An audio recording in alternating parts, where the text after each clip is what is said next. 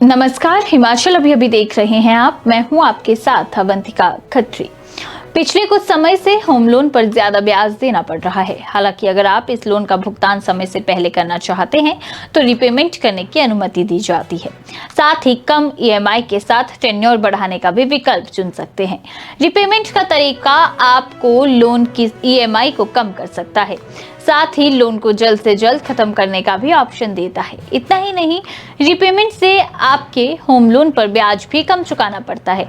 अगर आप भी जल्द से जल्द अपने होम लोन को खत्म करने का विचार कर रहे हैं तो इन 5 बातों पर गौर कर लेना चाहिए।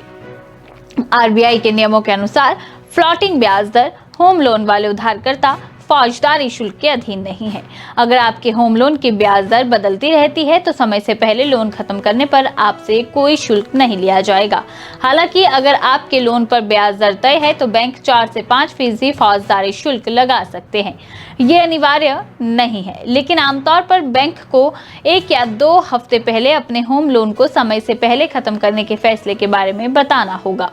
किसी पत्र या मेल के माध्यम से अपने ब्रांच को जानकारी दे सकते हैं ताकि लास्ट समय पर आपको किसी तरह की समस्या ना आए। अगर आप होम लोन को खत्म कर रहे हैं तो बैंक से नॉन ऑब्जेक्शन सर्टिफिकेट आपको लेना जरूरी है। ये सर्टिफिकेट आपके बीमा के तौर पर काम करता है। जब बैंक दावा करता है कि आपने लोन पेमेंट नहीं किया है तो ये दस्तावेज दिखा सकते हैं।